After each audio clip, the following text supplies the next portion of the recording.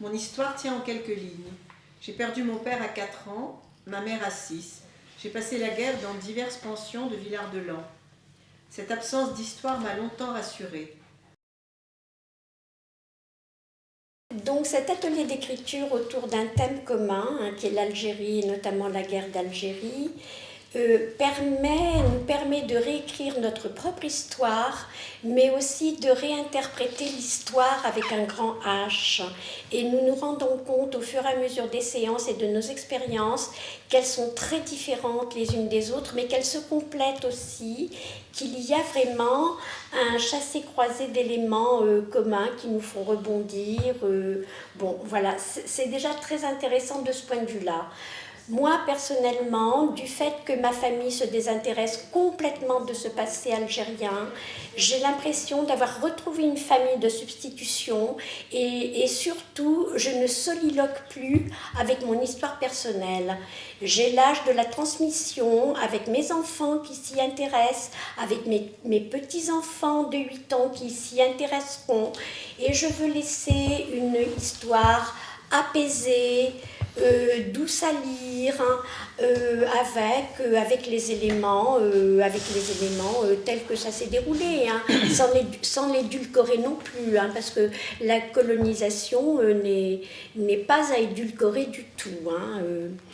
Qu'est-ce que j'ai pu vouloir dire encore sur cette expérience? J'y puise de l'énergie, de très belles expressions de mes amis. Je m'installe vraiment volontiers dans les ambiances de Omar parce qu'elles me sont très familières. On était voisins, moi à Margny à la frontière marocaine et lui pas très très loin. Et donc on a des paysages communs, des rivières communes. Et on ne se connaissait pas. Et on ne se connaissait pas malheureusement, mais c'est formidable de pouvoir partager ça, les odeurs, les ambiances. Vraiment, je m'installe chez lui, voilà. J'ai l'impression de retrouver un parent jusqu'alors ignoré.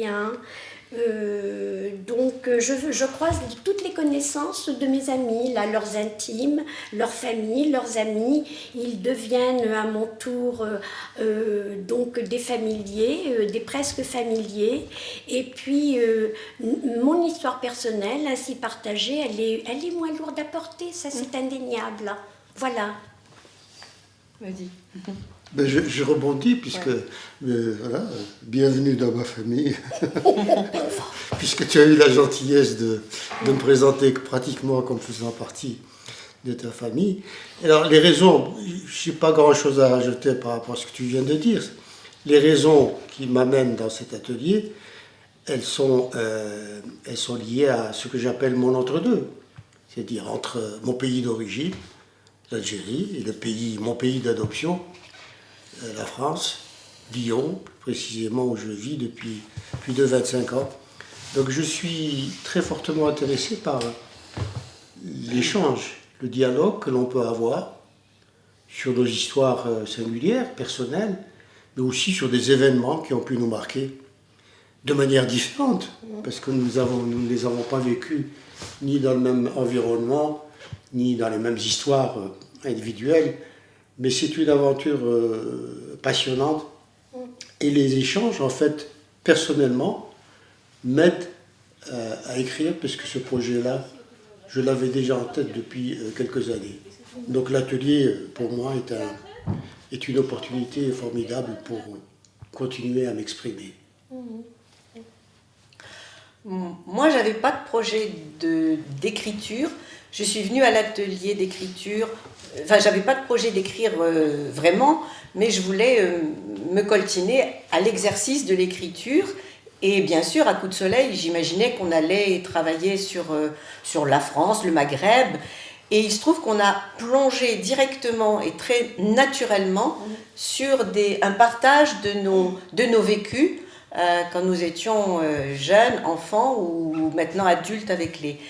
Et moi, justement, ce que je trouve effectivement comme les amis, c'est cette façon tout à fait naturelle, grâce à l'atelier d'écriture et au conseil de notre formatrice, à son cadrage, nous arrivons chacun avec une part de notre histoire, ce gros morceau qui est l'Algérie, son histoire coloniale, la guerre et aujourd'hui. Et on arrive avec ça et on a des regards croisés sur cette histoire. Et comme l'ont dit les amis précédemment, immédiatement est née une qualité d'écoute, de respect de nos écrits.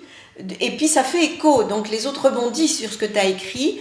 Et ça ouvre des pistes. Moi, il m'a fallu plusieurs séances, peut-être que 6 mois, avant que je puisse écrire maintenant sur quelque chose de douloureux pendant la guerre d'Algérie. Je parlais de mon enfance à Saïda, etc. Mais tout d'un coup, leurs mots, leurs paroles ont ouvert les vannes pour moi et en même temps de cet exercice, de ce plaisir d'écrire. Sa sécheresse objective, son évidence apparente, son innocence me protégeait.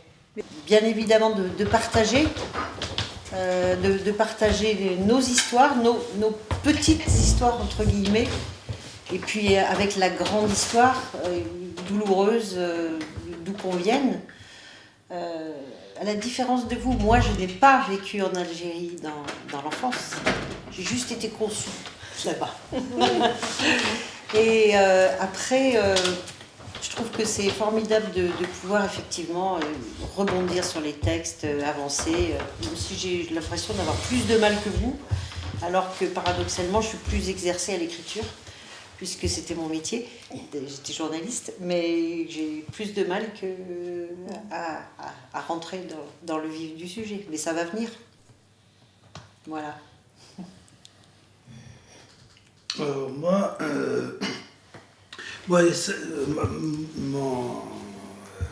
mon approche de cet atelier vient d'un double constat. Un premier constat, c'est que l'histoire de l'Algérie n'a pas été écrite, ou a été écrite de manière perverse et pervertie, c'est-à-dire toujours avec des motivations autres que écrire l'histoire. Donc, elle a été l'histoire de l'Algérie et l'histoire de la France et de l'Algérie en particulier a été une histoire manipulée des deux côtés, enfin de ma vision, pour l'essentiel, hein, évidemment il y a des exceptions. Et ça c'est le premier point. Le deuxième point, les traumatismes vécus par les deux côtés n'ont pas été dits.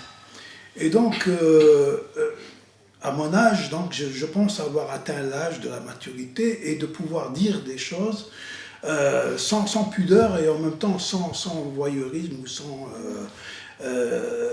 sans exagération, dire des choses vraies, pas parce qu'elles me touchent moi, mais parce que c'est des choses que je sais qu'elles ont été vécues par d'autres et qui n'ont pas les moyens, eux, de le dire, ces choses-là. Donc il nous appartient, je considère que c'est pas un droit, c'est un devoir de dire ces choses-là et de les dire de la manière la plus honnête possible et la plus vraie possible, sans exagération.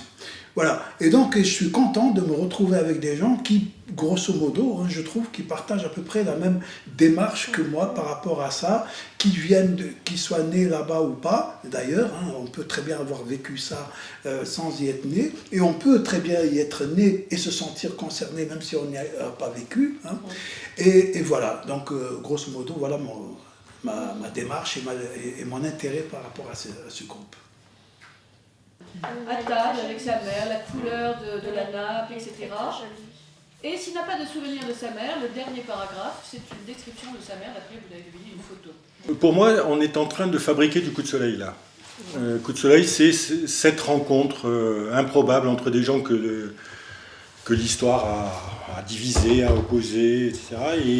Et là, une bonne partie de l'action de Coup de soleil, c'est de montrer des choses. Là, on a choisi de faire, de s'impliquer, de mouiller la chemise et de fabriquer un collectif au travers de cette écriture.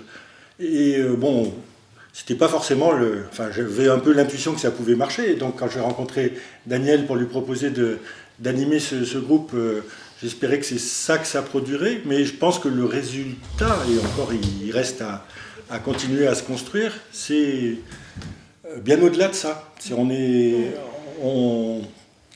Je sais pas, quelque part on fraternise un petit peu, on se regarde les uns les autres, on se raconte des secrets qu'on n'a racontés à personne, et en plus on les écrit, on essaye de les formuler, etc. C'est un petit plaisir. On n'est pas tous habitués à écrire beaucoup, et cet exercice est aussi stimulant comme tous les ateliers d'écriture. Donc voilà, je pense que après, qu'est-ce qu'on va en faire? Ça, c'était un choix à faire entre nous. On ne l'a pas encore complètement arrêté. Mon père fut fait prisonnier alors qu'il avait été blessé au ventre par un tir de mitrailleuse ou par un éclat d'obus.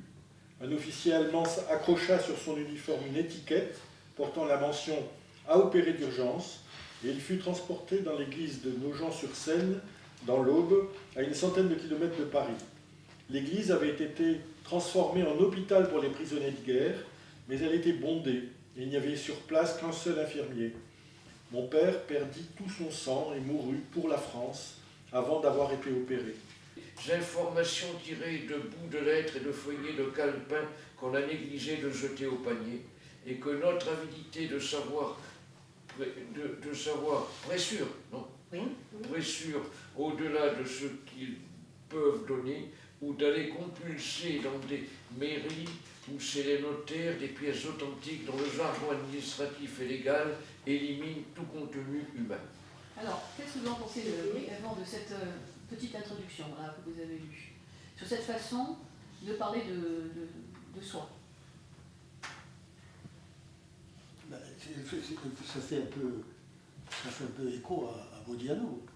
Moi, c'est une fantastique aventure, hein, c'est extraordinaire de penser que des gens nés en Algérie, chacun dans des camps, entre guillemets, censés être ennemis de par le fait de la colonisation, puissent, dans le cadre de cet atelier, s'exprimer verbalement et par écrit sur leurs différences, sur leur vécu, sur les différentes perceptions qu'ils ont eues de sujets très, très épineux, comme les dénominations par lesquelles on s'appelait, hein, les Arabes, les Roumis, etc.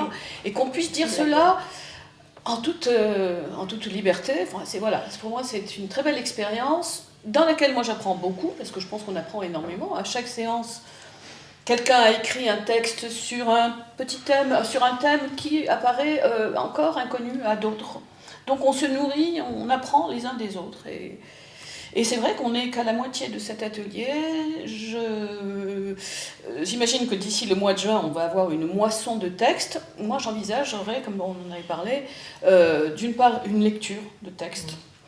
Et peut-être aussi consigner ces textes et en faire un petit livre et voir si cette aventure continue éventuellement l'an prochain. Voilà.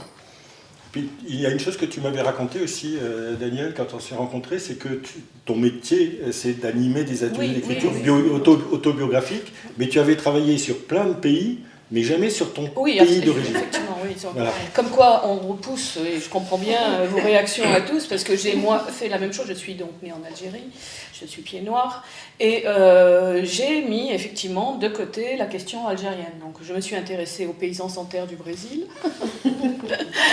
qui me demandaient pourquoi je m'intéressais à eux, là, si loin. Je me suis intéressée aux migrations de Barcelonnette vers le Mexique. Toujours des migrations de paysans vers d'autres pays, sachant que je n'étais pas prête à aborder mon propre thème.